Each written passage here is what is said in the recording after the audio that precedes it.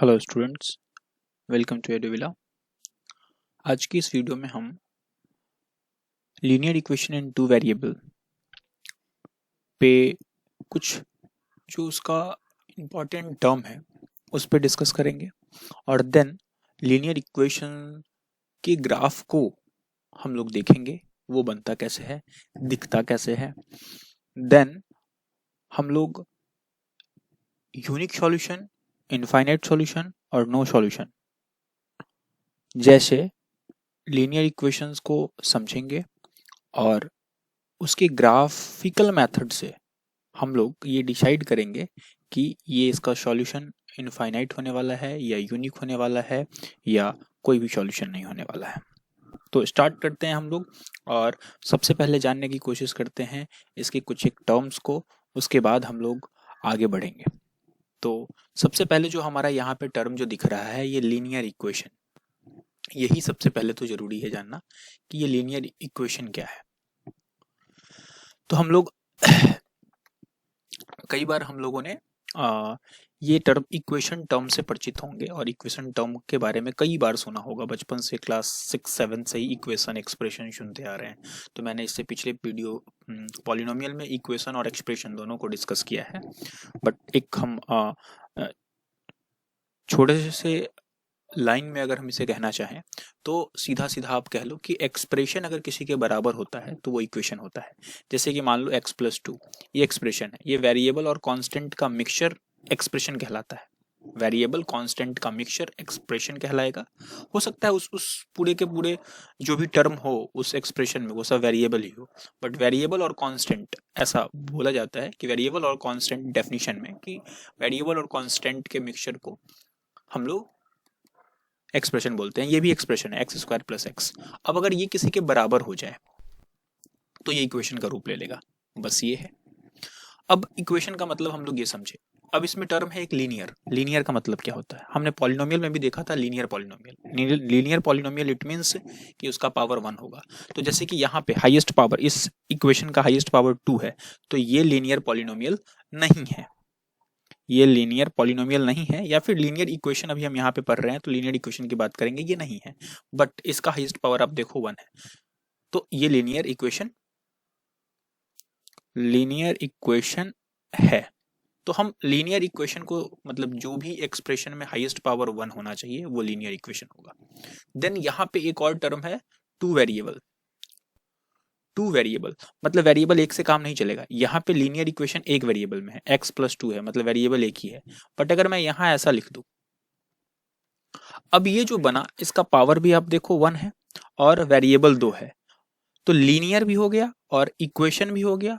Linear क्योंकि power 1, equation हो गया क्योंकि ये किसी के बराबर है, और टू वेरिएबल मतलब 2 वेरिएबल है। तो इस तरह का जो भी इक्वेशन आपको दिखेगा वो linear equation in two variable होगा। और अगर हम इसके स्टैंडर्ड फॉर्म की बात करें तो स्टैंडर्ड फॉर्म के लिए हम इसे ऐसा कह सकते हैं कि आप ax + by + c = 0, ये इसका स्टैंडर्ड फॉर्म है। अब बात करते हैं स्टैंडर्ड फॉर्म में। ये x और y दो वेरिएबल आपको दिख रहा है, पावर भी 1 दिख रहा है, मतलब लीनियर है, दो वेरिएबल भी है, इक्वेशन तो है ही क्योंकि ये 0 के बराबर है। और दूसरी बात है कि ये a और b जो है ना, वो a और b ये x का कॉफिशिएंट है, और ये a और b x का कॉफिशिएंट है, ये 0 नहीं होना चाहिए। अगर a और b अगर 0 होता है तो समस्या देखिए कि क्या हो जाएगा कि अगर a 0 अगर हो गया तो ये पूरा टर्म ही गोल हो गया, और ये पूरा टर्म गोल हो गया तो ये बच गया क्या? Linear equation in one variable. इसीलिए इसका x का वैल्यू 0 हो सकता है, मतलब सॉल्यूशन 0 हो सकता है, बट a उसका जो कॉफिशिएंट है x का और y का कॉफिशिएंट 0 नहीं होना चाहिए, क्योंकि अगर x और y का कॉफिशिएंट 0 हो जाएगा तो ये लीनियर इक्वेशन टू वेरिएबल बचेगा ही नहीं, वन वेरिएबल में रह जाएगा। ओके, आई होप ये बात आपके समझ में आ गई होगी। अब थोड़ा सा हम लोग आगे बढ़ेंगे और लीनियर इक्वेशन को थोड़ा सा आगे बढ़ाते हैं और समझने की कोशिश करते हैं कि अगला जो हमारा टर्म है वो क्या होने वाला है। तो लीनियर इक्वेशन तो यहाँ पे टू वेरिएबल में समझ गया। अब बात आती है कि यहाँ जो लीनियर इक्वेशन की ग्राफ होगी वो कैसी होगी। तो जैसा कि आपको यहाँ पे ग्राफ देखने को मिल रहा है, ये स्ट्रेट लाइन होगा। लीनियर का कोई भी ग्राफ जो होता है ना, लीनियर इक्वेशन का कोई भी ग्राफ, चाहे वो 2 वेरिएबल में हो या 1 वेरिएबल में हो, वो स्ट्रेट लाइन ही होगा। अगर 1 वेरिएबल में होता तो या तो वो एक्स एक्सिस के पैरेलल या वाई एक्सिस के पैरेलल आपको देखने को मिलता। हमें यहाँ पे क्या है कि देखना है कि लीनियर इक्वेशन इन 2 वेरिएबल का ग्राफ कैसा होने वाला है, तो वो एक स्ट्रेट लाइन होगा। अगर इसी में क्वाड्रेटिक होता, मतलब पावर 2 वाला का ग्राफ होता, तो वो पैराबोला होता, ओपनिंग अपवर्ड और ओपनिंग डाउनवर्ड, मतलब इस तरह का ग्राफ आपको वहां पे पैराबोला में देखने को मिलता, तो वो क्वाड्रेटिक के लिए था। बट हमें यहाँ पे फोकस करना है लीनियर इक्वेशन पे, तो लीनियर इक्वेशन का जो ग्राफ है हमारा, वो हमें स्ट्रेट लाइन मिलेगा। तो हमने अभी 2 टर्म लीनियर इक्वेशन इन 2 वेरिएबल के बारे में समझा, और दूसरी बात कि उसकी ग्राफ कैसे होंगे, ग्राफ बनेंगे कैसे, वो हमने देखा। अब बनाने का तरीका, ग्राफ ड्रॉ कैसे किया जाए, प्लॉट कैसे किया जाए, उसके लिए हम लोग अभी थोड़ी देर में डिस्कस करेंगे कि कैसे प्लॉट करते हैं। ठीक है, नेक्स्ट टर्म जो यहाँ पे हमें जानना है वो सॉल्यूशन। ये मैंने पॉलिनोमियल में भी थोड़ी सी बात की थी इससे पिछले वाली वीडियो में। सॉल्यूशन, एक टर्म होता है सॉल्यूशन, कि फाइंड द सॉल्यूशन। ज्यादातर क्वेश्चन में आप देखे होंगे कि फाइंड द सॉल्यूशन, और इस सॉल्यूशन का बहुत से बच्चों को अभी तक ये मतलब पता नहीं है कि सॉल्यूशन का मतलब क्या है। भले ही वो फाइंड द सॉल्यूशन रहता है, सॉल्यूशन निकाल लेते हैं, सॉल्यूशन आंसर भी, जैसे कि x+2 दिया हुआ है और ये 0 के बराबर है, इसका बोलेगा फाइंड द सॉल्यूशन, आप निकाल लोगे फटाफट x बराबर -2 इसको इधर भेज करके, बट इसका आपको मतलब नहीं पता है कि x ये सॉल्यूशन है क्या। तो उस टर्म को हम समझते हैं कि सॉल्यूशन है क्या। तो सबसे पहले वो वैल्यू जिसे हम उसके वेरिएबल में पुट करें, ठीक है, वैल्यू जिसको हम वेरिएबल में पुट करें तो वो LHS RHS के बराबर हो जाए, ये बात समझ लो। मतलब x बराबर -2 है, अब -2 को डालो यहाँ पे, तो -2 + 2 बराबर 0, मतलब 0 बराबर 0, मतलब LHS आपके RHS के बराबर हो गया। मतलब हम ये कह सकते हैं कि -2 सॉल्यूशन है।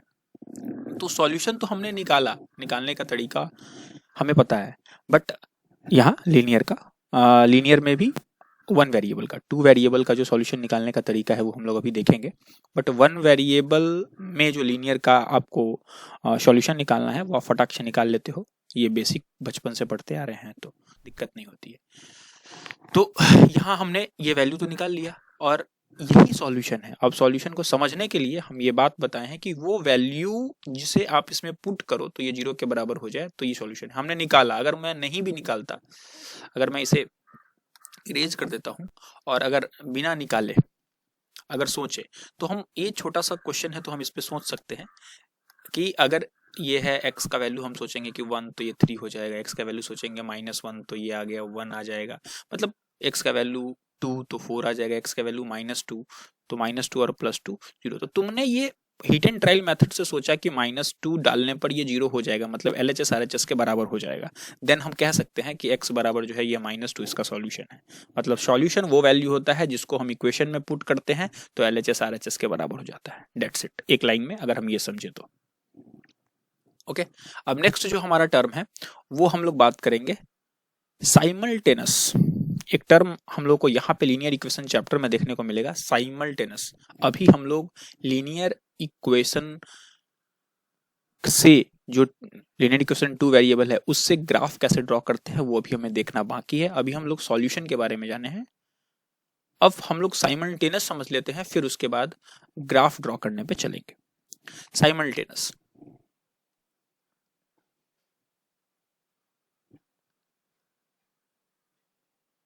Simultaneous linear equation.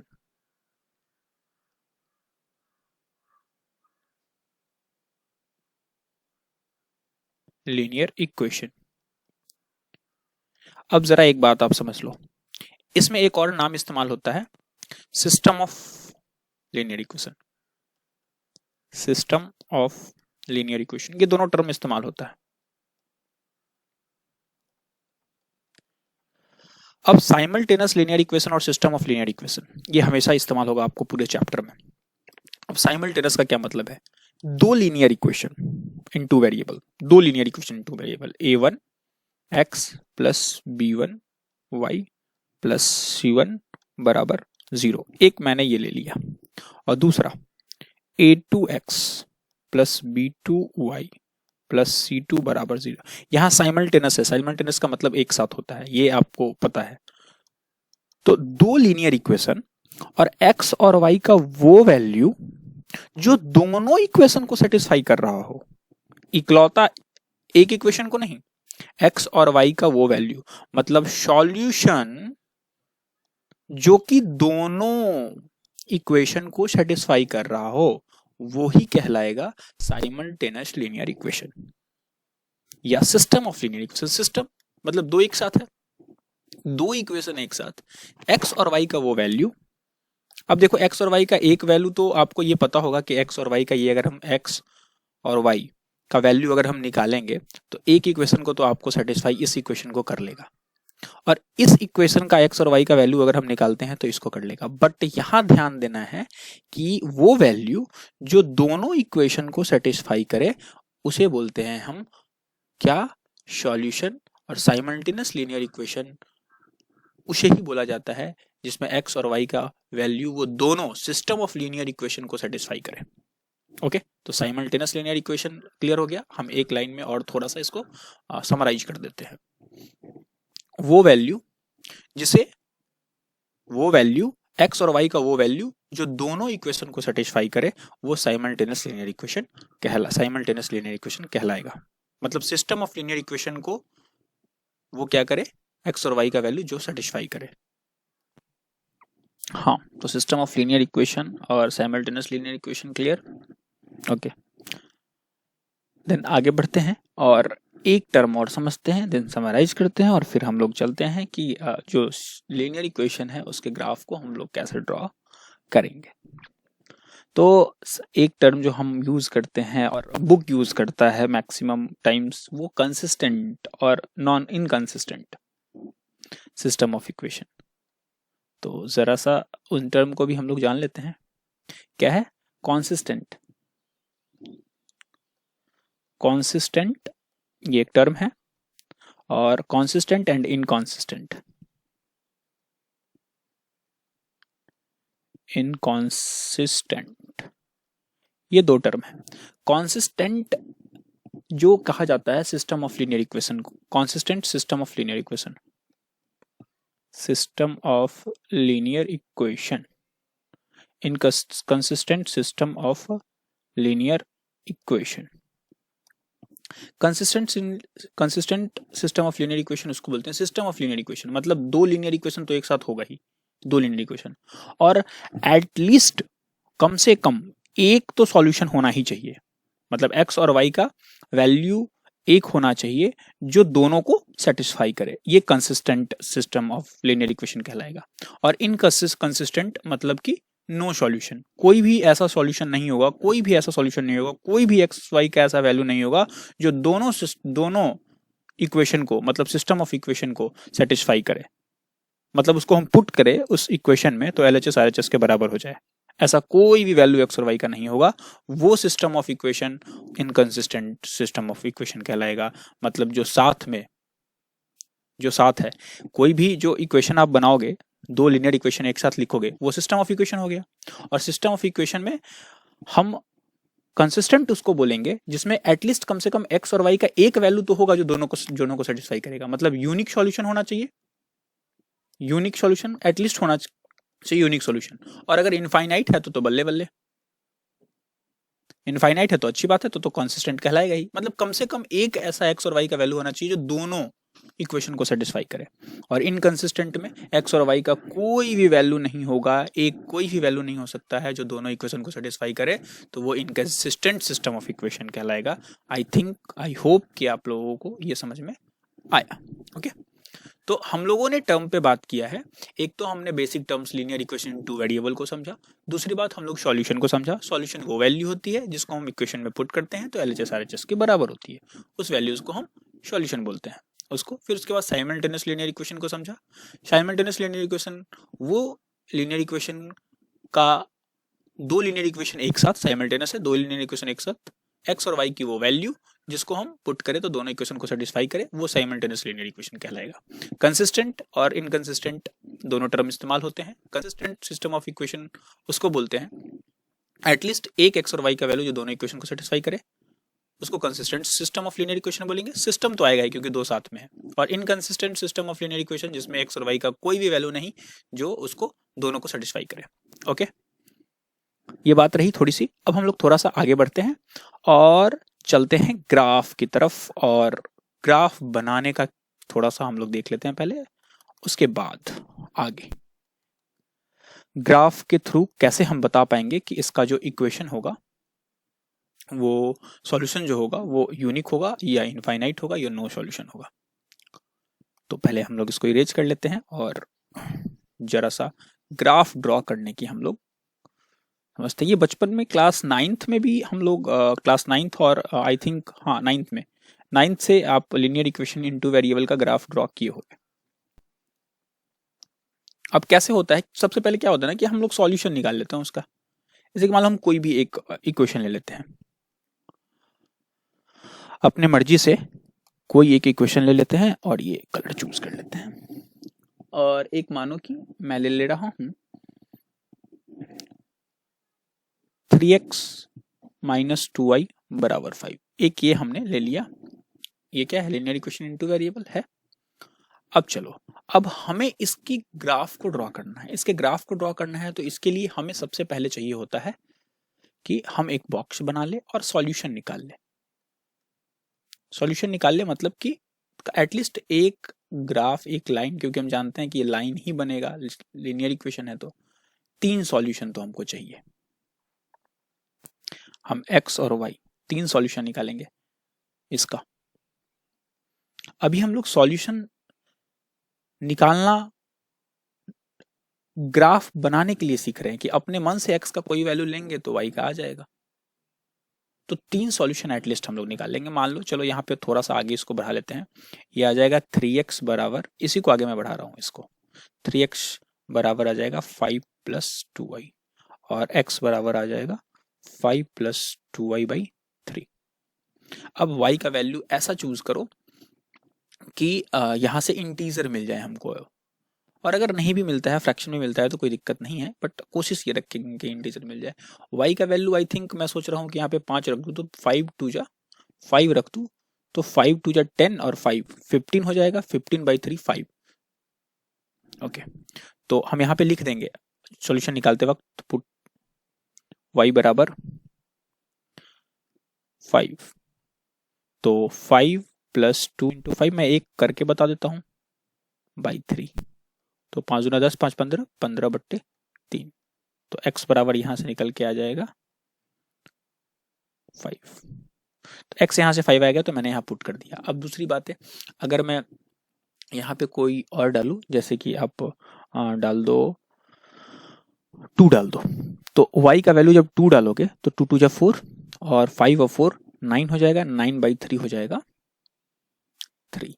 यहाँ पे आप इसको आगे बढ़ा लोगे, यहाँ पे पुट कर लोगे कि x बराबर 5 प्लस पुटिंग x y बराबर 2, तो 2 इंटू 2 बाई 3, तो x बराबर यहाँ आ जाएगा 9 बाई 3 और ये हो जाएगा 3।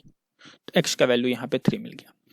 अब हम एक और कोई वैल्यू ले सकते हैं, यहाँ पे 4 ले लूँ तो 5 तो हो गया, और अगर माइनस में कोई वैल्यू ले लूँ, माइनस भी y का वैल्यू ले सकते हैं, कोई दिक्कत नहीं है।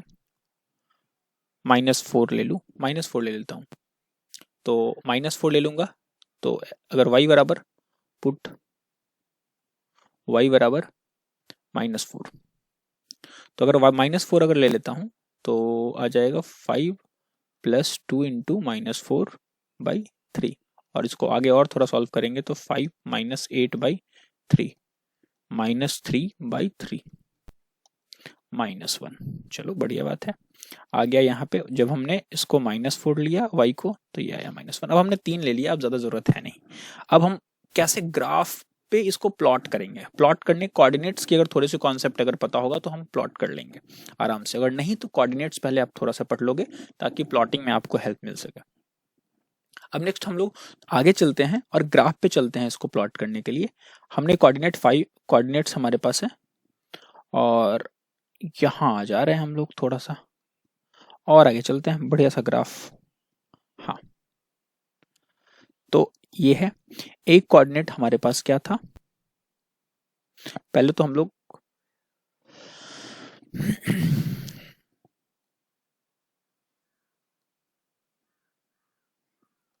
पहले तो हम लोग एक एक्स एक्सिस और वाई एक्सिस, ये भैया ये ठीक नहीं है, पेन चेंज कर लो, और वाई एक्सिस ये हम लोग बना लेते हैं, एक्स एक्सिस और वाई एक्सिस, ठीक है, ये है, और ये हमारा सेप आ जाओ भैया, ये वाई एक्सिस,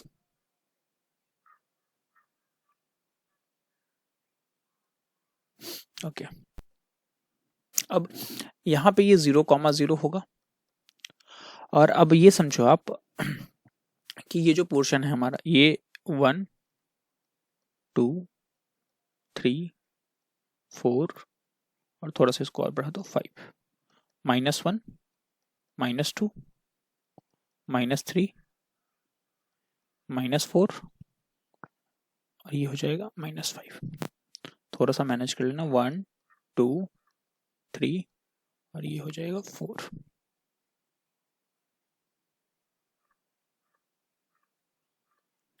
ये हो जाएगा -1 -2 -3 और -4। हम लोग थोड़ा छोटा ले सकते थे बट इससे एडजस्ट करते हैं, काम चलाते हैं।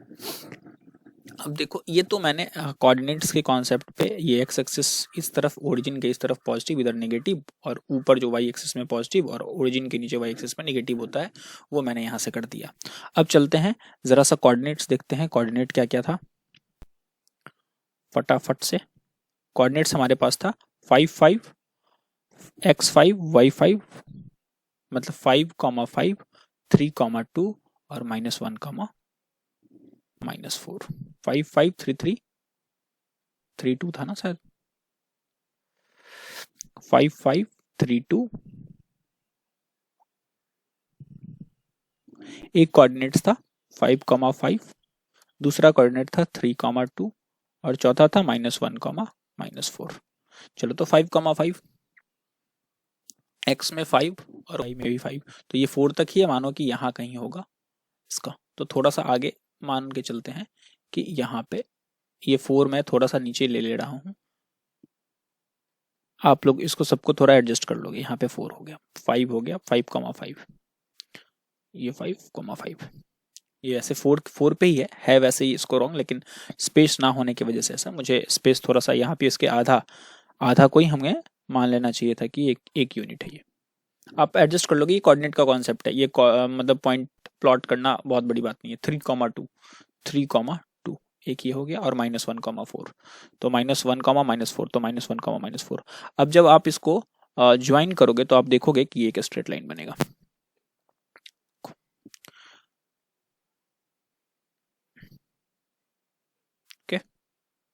अब ये चूंकि ये स्ट्रेट लाइन नहीं बनने का कारण है, कारण क्या है कि ये जो 5, 5 था, ये कुछ ऊपर थोड़ा सा होता, आप देख लो यहाँ पे जो ये जो पॉइंट है, ये 5 यहाँ पे कहीं आता, क्योंकि ये 4 था, ये 5 यहाँ पे आता, तो 5, 5 यहाँ होता, इस वजह से। अब देखो ये स्ट्रेट लाइन बना, तो हम ये यहाँ से कह सकते हैं कि आप लीनियर इक्वेशन बनाओगे तो लीनियर इक्वेशन का कोई जो ग्राफ होगा वो हमें क्या देने वाला है, स्ट्रेट लाइन देगा। ओके, तो लीनियर इक्वेशन का ग्राफ हमें स्ट्रेट लाइन देता है।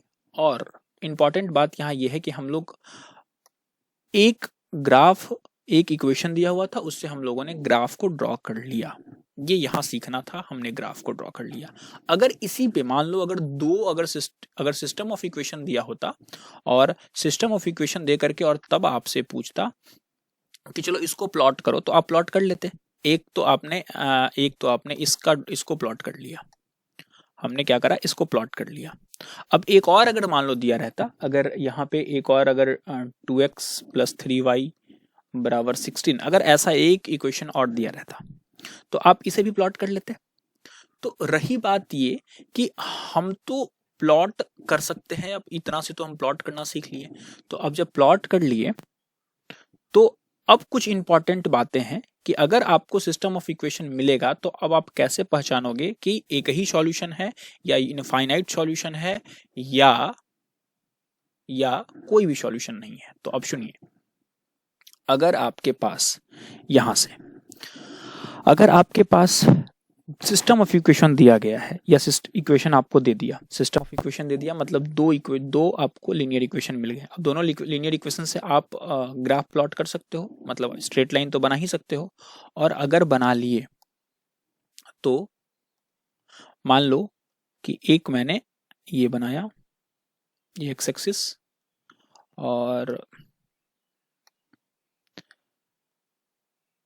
थोड़ा सा इसे इधर खसका दो यार, और एक मैंने यहां से बनाया वाई एक्सिस। ओके, अब ये समझो आप कि अगर एक लाइन दूसरे लाइन को, मतलब जो आप सिस्टम ऑफ इक्वेशन यहाँ पे दिखाई दे रहा होगा कि दो सिस्टम ऑफ इक्वेशन आपके पास यहाँ पे गिवन है, a1x plus b1y plus c1 बराबर 0, a2x plus b2y plus c2 बराबर 0, दो सिस्टम ऑफ इक्वेशन है। और अगर मतलब एक सिस्टम ऑफ इक्वेशन है, दो इक्वेशन आपको इसमें मिल गया। तो अगर एक लाइन दूसरे लाइन को एक जगह पे, अगर मान लो आप कैसे भी आप रफ एक ड्रॉ किए, लाइन को ड्रॉ किए, मैं एक रफली ड्रॉ करता हूँ, एक लाइन को आपने ड्रॉ करा और वो कुछ इस प्रकार का लाइन, एक ये लाइन है, मैंने ऐसा एक लाइन ड्रॉ कर लिया। ये ग्राफ जब आपने उसको जिसका सॉल्यूशन 3 सॉल्यूशन निकाला, जो आपको इक्वेशन दिया गया था पहला वाला, 2 इक्वेशन मिला हुआ था क्योंकि सिस्टम ऑफ इक्वेशन है, तो एक जो पहला था उसका जब आपने 3 पॉइंट्स 3 सॉल्यूशन निकाले तो उसको आपने जब प्लॉट करा ग्राफ पे तो एक लाइन ऐसा बन गया।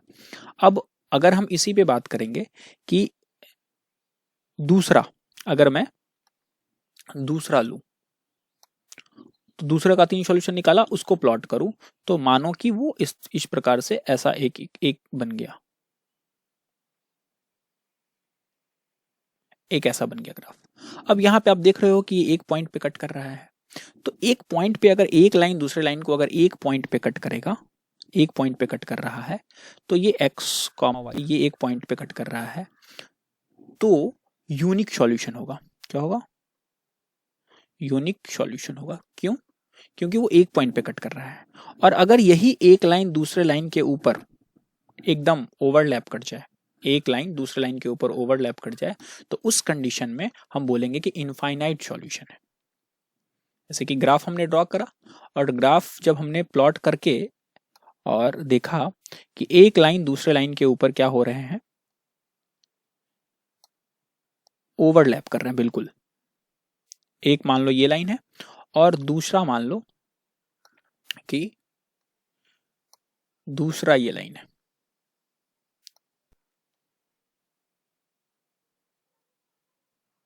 दूसरा ये लाइन है, और ये दोनों एक दूसरे के ऊपर बिल्कुल, आप देख रहे हो कि पहले वाले लाइन के ऊपर दूसरा वाला लाइन है, तो बिल्कुल एक दूसरे के ऊपर ओवरलैप कर गया। यहां पे भी आप देख रहे होगे, तो इसमें जो सॉल्यूशन आएगा ये क्या आएगा? इनफाइनाइट। इनफाइनाइट सॉल्यूशन हमको यहां से मिलेगा, इनफाइनाइट, इनफाइनाइट सॉल्यूशन। क्यों इनफाइनाइट सॉल्यूशन मिलेगा? क्योंकि एक लाइन दूसरी लाइन के ऊपर ओवरलैप कर रहा है, तो यहाँ पे हमको जो जितने सॉल्यूशन मिलने वाले हैं वो इनफाइनाइट मिलने वाले हैं। और अगर यहाँ आप थर्ड केस में देखो कि एक लाइन दूसरे लाइन के अगर पैरेलल हो जा रहा है, जब आप ड्रॉ कर रहे हो और एक लाइन दूसरे लाइन के पैरेलल अगर दिख रहा है आपको, उस कंडीशन में ये नो सॉल्यूशन वाला मामला आ जाएगा।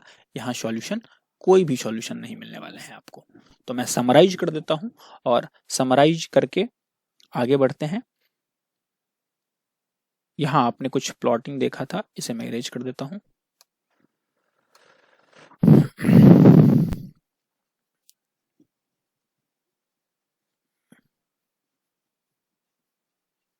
बातें क्या थी कि अगर एक लाइन दूसरे लाइन के ऊपर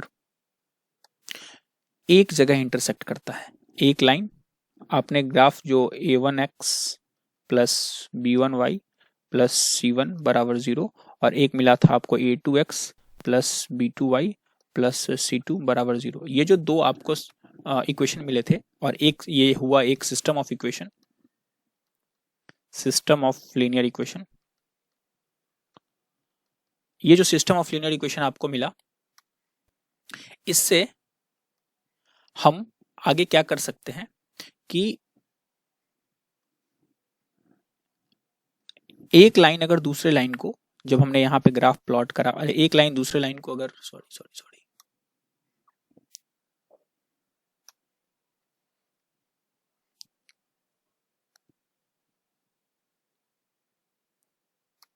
अगर एक लाइन, ये हमने एक ग्राफ इस तरीके से, ये एक्स एक्सिस और वाई एक्सिस है, अगर एक लाइन दूसरे लाइन को मैंने अगर इसका ग्राफ बनाया और ये लाइन बना, इसको मैं लिख देता हूँ a1x plus b1y plus c1 बराबर 0, और ये जो बनाया वो a2x plus b2y plus c2 बराबर 0, और अगर ये एक जगह पे इंटरसेक्ट किया तो इसका यूनिक सॉल्यूशन होगा। ओके, और अगर ये एक दूसरे को बिल्कुल कॉन्साइड कर जाता है, एक दूसरे के ऊपर ही बन जा रहा है, ओवरलैप कर जा रहा है, कि मैंने एक के लिए ग्राफ और एक लाइन के ऊपर ही यहीं पे दूसरा लाइन पे बन गया, मतलब एक a1 x plus b1y plus c1 बराबर 0 और a2 x plus b2y plus c2 बराबर 0, दोनों ही अगर एक दूसरे के ऊपर कॉन्साइड कर जा रहा है, मतलब इस कंडीशन में क्या होगा, इनफाइनाइट सॉल्यूशन होगा। और दोनों ही इनफाइनाइट सॉल्यूशन हो तब, और यूनिक सॉल्यूशन हो तब कंसिस्टेंट सिस्टम ऑफ इक्वेशन कहलाएगा, क्योंकि दोनों में एक एटलीस्ट एक वैल्यू तो एक सॉल्यूशन तो है ही, मतलब इससे पहले वाला जहाँ पे एक जगह कट कर रहा था एक दूसरे पे ओवरलैप कर रहा है तो इनफाइनाइट है, तो इन दोनों सिस्टम ऑफ इक्वेशन को कंसिस्टेंट बोलेंगे। और अगर इन दोनों का ग्राफ ड्रॉ किए और पैरेलल आ जाए,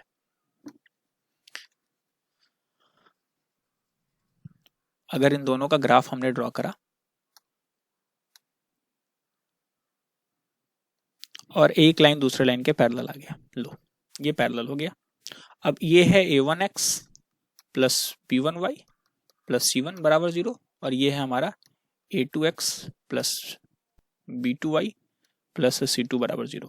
अब इस पे कोई भी x और y का ऐसा वैल्यू नहीं है जो सेटिस्फाई कर रहा है, क्योंकि देखो ये पैरेलल जा रहा है, तो एक भी x और y का वैल्यू नहीं है जो इन दोनों को सेटिस्फाई कर रहा है, मतलब यहाँ जो कंडीशन होगा वो नो सॉल्यूशन का कंडीशन होगा। और हम आराम से ये ग्राफ ड्रॉ करके ये समझ सकते हैं कि इनफाइनाइट सॉल्यूशन, नो सॉल्यूशन और यूनिक सॉल्यूशन हमें किसी सिस्टम ऑफ इक्वेशन से कब मिलने वाले हैं। ये तो ग्राफ की बातें रही, आप ग्राफ ड्रॉ करके ये बात बता सकते हो। नेक्स्ट जब हम लोग आगे चैप्टर में बढ़ेंगे तो हमें ये ग्राफ बनाने का भी झमेला नहीं मिलेगा, और हम आराम से बिना ग्राफ ड्रॉ किए हुए भी, ऐसा ग्राफिकल मेथड से पूछे तो बताना है, बिना ग्राफ ड्रॉ किए हुए भी हम लोग ये बता सकते हैं।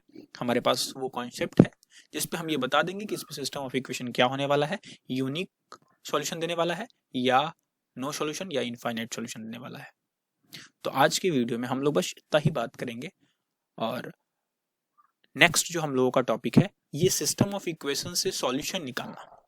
ओके, सिस्टम ऑफ इक्वेशन हमें दिया रहेगा, उससे सॉल्यूशन निकालना, उससे निकालने का हमारे पास दो तरीके फिलहाल के लिए पढ़ना है तो वैसे तीन, बट पढ़ना दो है। कौन कौन सा, सब्स्टिट्यूशन और एलिमिनेशन। इस मेथड से हम लोग सॉल्यूशन निकालेंगे, अभी हम लोग सॉल्यूशन नहीं निकाल रहे थे, बस ये चेक कर रहे थे कि इसका सॉल्यूशन, इस सिस्टम ऑफ इक्वेशन का सॉल्यूशन क्या होगा, एक होगा या इनफाइनाइट होगा या कोई भी नहीं होगा। अब हम लोग निकालना सीखेंगे। ओके, देन उसके बाद कुछ क्वेश्चन पे प्रैक्टिस करेंगे, फिर एक कॉन्सेप्ट छोटा सा और है उसको कवर करेंगे, फिर वर्ड प्रॉब्लम करेंगे, और ये चैप्टर इस तरीके से पूरा सीक्वेंस में कंप्लीट हो जाएगा। आप आर.एस. अग्रवाल से ट्राई कर सकते हो, क्वेश्चन बना सकते हो, कहीं कोई समस्या नहीं आएगी। तो थैंक यू वीडियो को यहाँ तक वॉच करने के लिए। ओके, थैंक यू, मिलते हैं नेक्स्ट वीडियो में।